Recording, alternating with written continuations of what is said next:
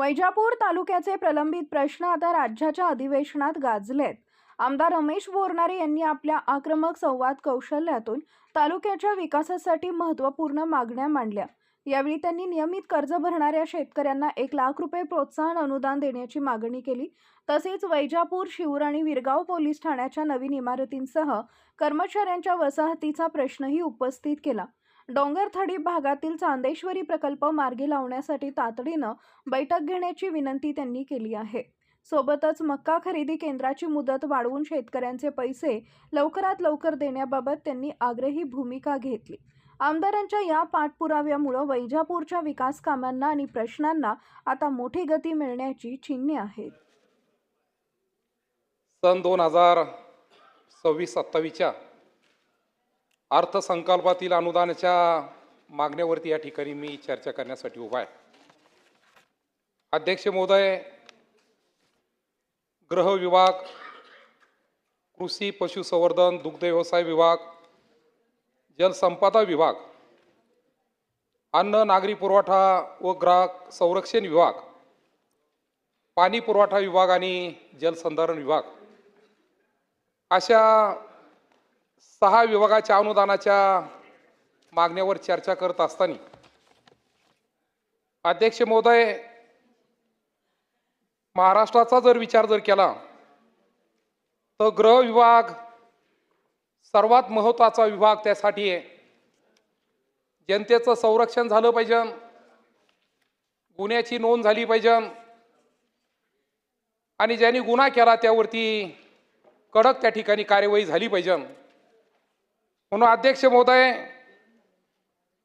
2026-27च्या वर्षामध्ये या गृह विभागावरती 45,990 कोटी रुपयाची त्या ठिकाणी तरतूद झाली।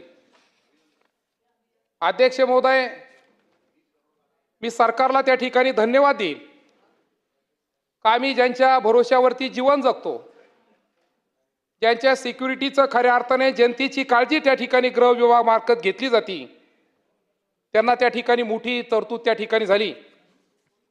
अध्यक्ष महोदय, खरं जर म्हटलं तर अर्थसंकल्प राज्याच्या विकासाचा एक आरसा असतो आणि आरशामध्ये पाहून खऱ्या अर्थाने त्या आर्थिक वर्षामध्ये जर त्या ठिकाणी विकास साधता जर आला तर त्या ठिकाणी खऱ्या अर्थाने अर्थसंकल्प त्या राज्यासाठी वरदान ठरतं।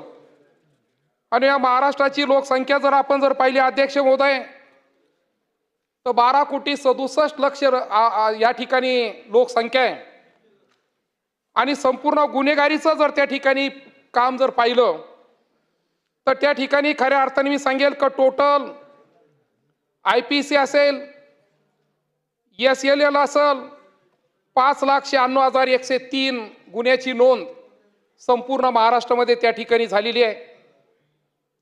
या ठिकाणी खऱ्या अर्थाने मी सांगेल का एवढी मोठी गुन्ह्याची नोंद असून सुद्धा त्या ठिकाणी पोलीस खात्याचं खऱ्या अर्थाने मी कौतुक त्या ठिकाणी करील का एक अत्यंत चांगलं काम त्या ठिकाणी आपल्या महाराष्ट्रामध्ये त्या ठिकाणी चालू आहे।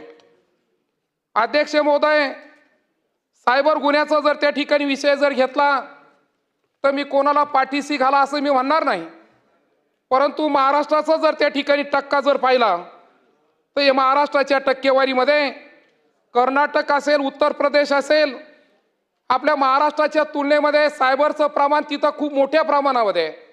तरी सुद्धा मी या ठिकाणी मुद्दाम एक मागणी या ठिकाणी मांडणार आहे का सायबरचं जे गुन्ह्याचं प्रमाण या महाराष्ट्रामध्ये त्या ठिकाणी वाढतंय त्याच्यावरती वेगवेगळ्या पद्धतीने कंट्रोल करण्याची त्या ठिकाणी गरज आहे। परवा मी मुख्यमंत्री महोदयाचं त्या ठिकाणी मनोगत ऐकलं, मी त्यांना धन्यवाद देईल का त्या ठिकाणी सायबरचं गुन्ह्याचं प्रमाण वाढण्याचं त्या ठिकाणी कारण त्यांनी त्या ठिकाणी सांगितलं का आपणच त्या ठिकाणी व्हॉट्सअप असेल, फेसबुक असेल किंवा मोबाईलच्या माध्यमातून आपणच आपला नंबर समोरच्यांना देतो आणि म्हणून त्यांनी एक जनजागृती म्हणून एक मोठं कार्य त्या ठिकाणी हाती घेतल्याचं गृहमंत्री महोदय आणि मुख्यमंत्री महोदयांनी त्या ठिकाणी सांगितलं। मी त्यांचं खऱ्या अर्थाने त्या ठिकाणी अभिनंदन करीन। अध्यक्ष महोदय, बालक गुन्ह्याचं प्रमाण सुद्धा खूप मोठ्या प्रमाणामध्ये जवळजवळ 22,390 ची नोंद या महाराष्ट्रामध्ये त्या ठिकाणी अध्यक्ष महोदय झालेली आहे। आणि म्हणून त्या ठिकाणी मी सांगेल की इथं सुद्धा पुनर्वसनाची खऱ्या अर्थाने गरज आहे आणि म्हणून ते सरकारने त्या ठिकाणी करावं हे मागण्याच्या या ठिकाणी मी सांगणार आहे. चोरीचं प्रमाण जर राज्यामध्ये लक्षात घेतलं तर 89,259, घरफोडी 13,537, लूटमार 5,970, दरोडा 601 इतक्या गुन्ह्याची नोंद त्या ठिकाणी झाली. परंतु या सगळ्या गुन्हेगारीवरती आळा घालण्यासाठी राज्य सरकार मोठ्या प्रमाणामध्ये त्या ठिकाणी काम करतंय आणि म्हणून त्या ठिकाणी मी अभिनंदन करणार आहे. अध्यक्ष महोदय, या ठिकाणी कारागृहाचा जर विषय जर घेतला तर संपूर्ण महाराष्ट्रामध्ये 60 कारागृह त्या ठिकाणी आहे. मग त्यामध्ये वेगवेगळ्या पद्धतीने असतील, परंतु या 60 कारागृहाची कॅपॅसिटी जर पाहिली तर 27,184 कैदी या कारागृहामध्ये म्हणजे 60 कारागृहामध्ये बसतील एवढी कॅपॅसिटी त्या कारागृहाची आहे. परंतु अध्यक्ष महोदय, घडलं काय का जवळजवळ मागील जर काळ जर आपण जर पाहिला तर 41,630 इतके कैदी त्या कारागृहामध्ये ठेवलेले आहे. म्हणजे जवळजवळ 14-15,000 कैदी त्या कारागृहामध्ये फक्त कोंडलेले आहे. मी त्यांची बाजू घेणार नाही, परंतु जे गुन्हे होता ज्यांना कारागृहामध्ये रवानगी केल्या जाते ते सगळेच गुन्हे हे वेगवेगळ्या पद्धतीचे. परंतु त्यामध्ये जर एखाद्या गुन्ह्याची खऱ्या अर्थाने त्याला शिक्षा जर झाली तर शिक्षा भोगत असताना सुद्धा त्या ठिकाणी कोंबण्याचं प्रमाण त्या ठिकाणी करू नये. आणि म्हणून मी मागणीवरती बोलत असताना प्रामुख्याने मी सांगेल का कारागृहाची संख्या त्या ठिकाणी वाढणं त्या ठिकाणी अपेक्षित आहे किंवा त्याची कॅपॅसिटी वाढणं त्या ठिकाणी अपेक्षित आहे. अध्यक्ष महोदय, मी या गृह खात्याला मुद्दामून माझ्या वैजापूर विधानसभा मतदारसंघात एक विषय त्या ठिकाणी घेईल. अध्यक्ष महोदय, का त्या ठिकाणी वैजापूर तालुक्यामध्ये 3 पोलीस स्टेशन आहे. एक वैजापूर पोलीस स्टेशन आहे, एक विरगाव पोलीस स्टेशन आहे, एक शिरूर पोलीस स्टेशन आहे. आणि या तिन्ही पोलीस स्टेशनच्या जर इमारती जर तुम्ही पाहिल्या अध्यक्ष महोदय तर कधी त्याचा छेद PIच्या किंवा पोलिसाच्या अंगावरती पडेल याचा नेम त्या ठिकाणी राहिलेला नाही. मग अध्यक्ष महोदय, मी विनंती करीन का माझे हे तिन्ही पोलीस स्टेशन अत्यंत खराब अवस्थेमध्ये त्या ठिकाणी आहे. मी वैजापूर पोलीस स्टेशनमध्ये लोकसहभागामधून 5 रूम त्या ठिकाणी बांधले अध्यक्ष महोदय, आणि पोलीस स्टेशन वेगळं आणि PIचं केबिन आणि त्या ठिकाणी जे वेगवेगळे डिपार्टमेंट चालतात त्याचं कॅबिन वेगळं, लोकसहभागामधून आम्ही 5 रूम त्या ठिकाणी बांधल्या. नवीन पोलीस स्टेशन माझ्या तिन्ही ठिकाणी त्या ठिकाणी बांधव. अध्यक्ष महोदय, पोलीस लोकांच्या भरोश्यावरती आपण रात्र दिवस काढतोय, परंतु वैजापूरची जर पोलीस वसाहत जर पाहिली तर 72 लोक एका ठिकाणी राहतील अशा 5 मजली इमारती आम्ही त्या ठिकाणी पूर्ण केल्या. परंतु विरगाव आणि शिरूरचा जर प्रश्न जर पाहिला तर या दोन्ही ठिकाणी नवीन पोलीस वसाहत होणं त्या ठिकाणी आवश्यक आहे. म्हणून अध्यक्ष महोदय, आपल्या वतीने मी विनंती करणार आहे का त्या विरगाव आणि शिरूर सारख्या ठिकाणी नवीन पोलीस वसाहत त्या ठिकाणी निर्माण करण्याचं काम त्या ठिकाणी करावं. अध्यक्ष महोदय, दुसरा विभाग त्या ठिकाणी कृषीचा विभाग आहे. मी खऱ्या अर्थाने सरकारचं अभिनंदन करीन.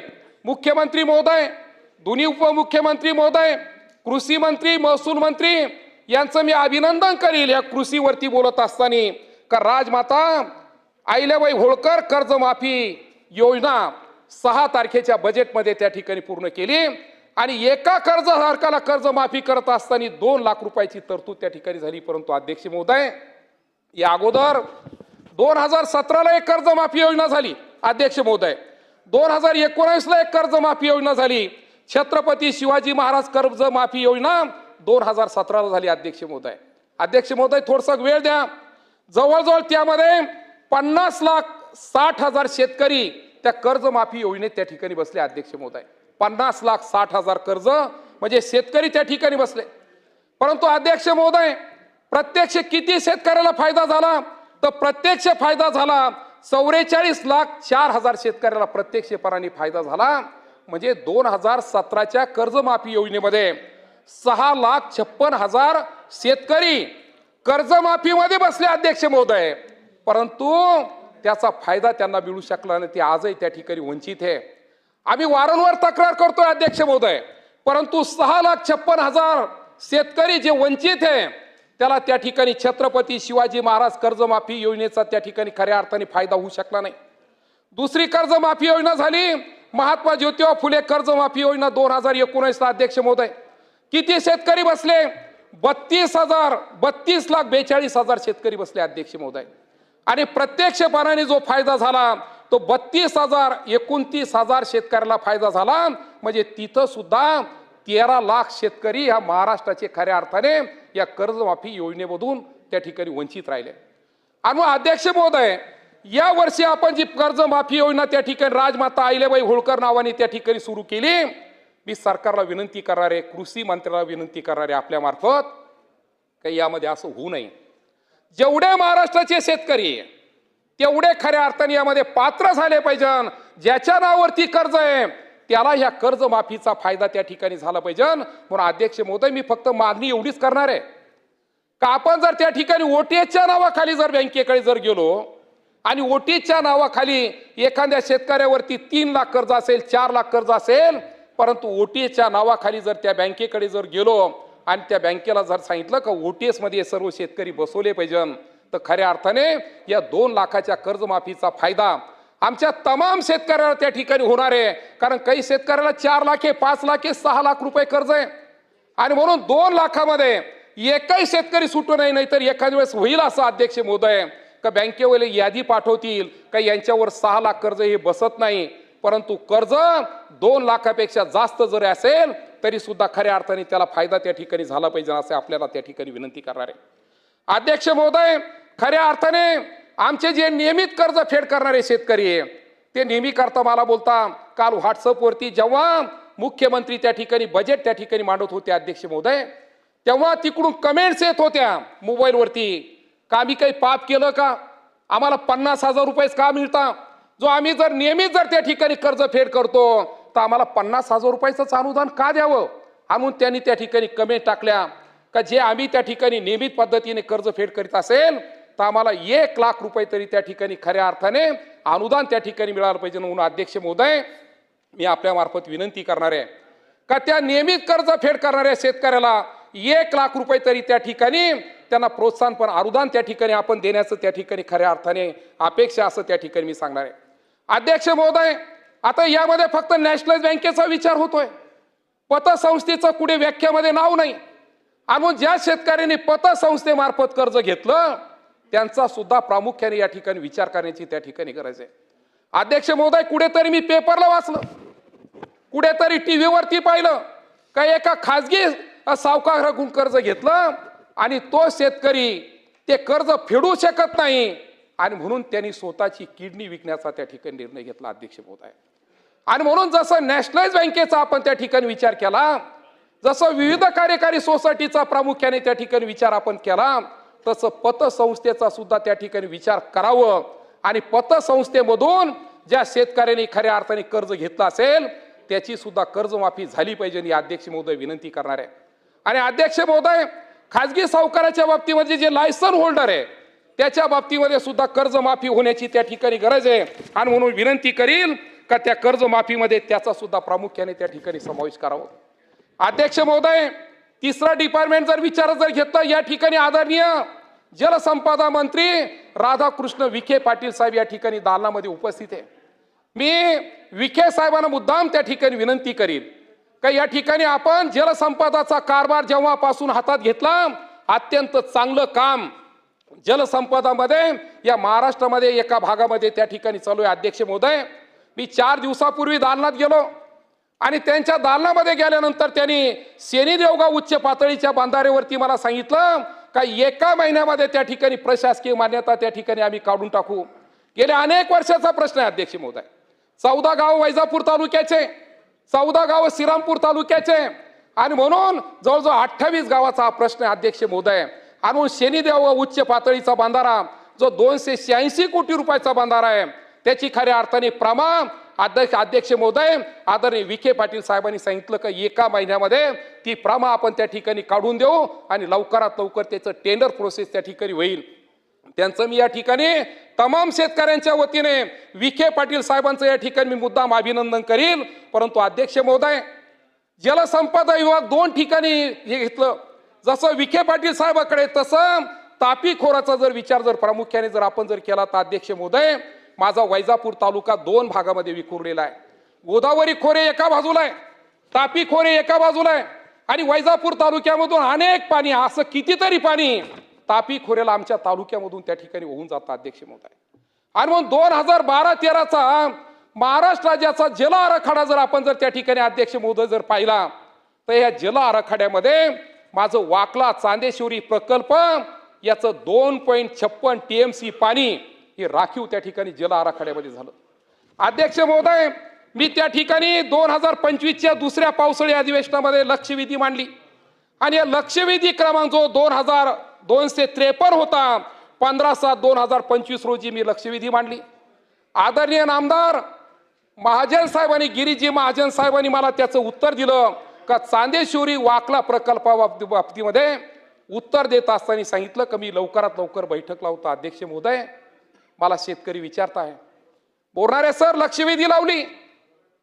लक्षवेधी लावली मंत्र्यांनी उत्तर दिलं, परंतु त्या उत्तराचं काय झालं, बैठक लागती का नाही. आणि मग सर्वजण महाजन साहेबाच्या बैठकीवरती त्या ठिकाणी लक्ष देऊ नये का चांदेश्वरी प्रकल्प त्या ठिकाणी लवकरात लवकर झाला पाहिजे. म्हणून अध्यक्ष महोदय, मी आपल्या मार्फत विनंती करणार आहे का आश्वासन दिलं. अध्यक्ष महोदय, 2च पॉइंट राहिले. आश्वासन दिलं परंतु अद्यापपर्यंत त्या ठिकाणी 1 वर्ष उलटलं, बैठक लागली नाही. आणि म्हणून मी आपल्याला विनंती करणारे अध्यक्ष महोदय, लक्षवेधीला उत्तर देत असताना मंत्री महोदयांनी मला आश्वासन दिलेलं आहे लवकरात लवकर ती बैठक लावण्याचं त्या ठिकाणी विनंती आहे. अध्यक्ष महोदय, जलसंपदा मंत्री आदरणीय विखे साहेब या ठिकाणी बसलेले आहे. जर आपण भूसंपादनाचा विषय जर घेतला तर या महाराष्ट्रामध्ये भूसंपादनाच्या अनेक केस त्या ठिकाणी अध्यक्ष महोदय पडून आहे.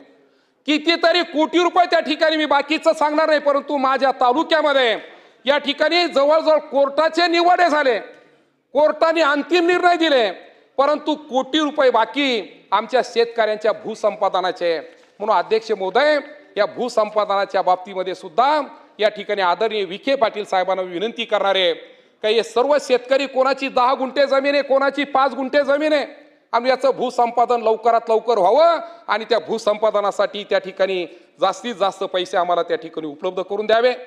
अध्यक्ष महोदय, 4था डिपार्टमेंट आहे अन्न नागरी पुरवठा. मी या ठिकाणी आदरणीय माझ्या शेजारची असलेले आदरणीय भुजबळ साहेब या ठिकाणी बसलेले, कारण त्यांचा तालुका माझा तालुका जोडून आहे. आणि म्हणून मी त्यांना विनंती करणार आहे का माझ्या वैजापूर तालुक्यामध्ये मकाचं पीक सर्वात जास्त घेतलं जातं. अध्यक्ष महोदय, आणि म्हणून पहिल्या वेळेस मला मका खरेदी हमी भावाने 5000 क्विंटलची ऑर्डर त्या ठिकाणी मिळाली, परंतु अध्यक्ष महोदय एका आठवड्यामध्ये 5000 क्विंटल त्या ठिकाणी खरेदी झालं. शेतकरी विचारताय टार्गेट कधी वाढून मिळणार आहे. आणि म्हणून अध्यक्ष महोदय, मी आपल्या मार्फत भुजबळ साहेबांना त्या ठिकाणी विनंती करीन का वैजापूर आणि गंगापूरचं हे मकाचं टार्गेट आपण जास्तीत जास्त तिथं वाढून द्यावं. आणि ज्या शेतकऱ्यांनी या केंद्रावरती मका घातली अध्यक्ष महोदय, 1 महिना झाला, 1.5 महिना झाला, परंतु त्याचा अद्याप पेमेंट त्याला त्या ठिकाणी मिळू शकलं नाही. आणि त्या मकाचं पेमेंट जी हमी भावाने घातली त्याचं पेमेंट त्या ठिकाणी मिळावं एवढीच या ठिकाणी विनंती करतो. अध्यक्ष महोदय, बाकीच्या विषयावर बोलणार नाही, परंतु या 5 डिपार्टमेंटवरती मी बोललो, मागण्या मांडल्या. मी आपल्या मार्फत सरकारला विनंती करील, हे मायबाप सरकारला, का जास्तीत जास्त मागण्या आमच्या वैजापूर गंगापूर विधानसभा मतदारसंघाच्या त्या ठिकाणी द्याव्या. परत एकदा विखे पाटील साहेबांना शेनी देवा उच्च पातळीच्या बंधाऱ्याच्या बाबतीमध्ये तमाम शेतकऱ्यांच्या वतीने त्यांचं मी अभिनंदन करील का त्यांनी मला शब्द दिला का 1 महिन्यामध्ये त्या ठिकाणी काम करू. धन्यवाद. जय हिंद, जय महाराष्ट्र, रामकृष्ण हरी. ताज्या घडामोडी जाणून घेण्यासाठी शिवशाही न्यूज यूट्यूब चॅनलला सबस्क्राईब करा. आपण हा व्हिडिओ फेसबुकवर पाहत असाल तर फेसबुक पेज फॉलो करा आणि शिवशाही न्यूज.com या आपल्या वेबसाईटलाही भेट द्या.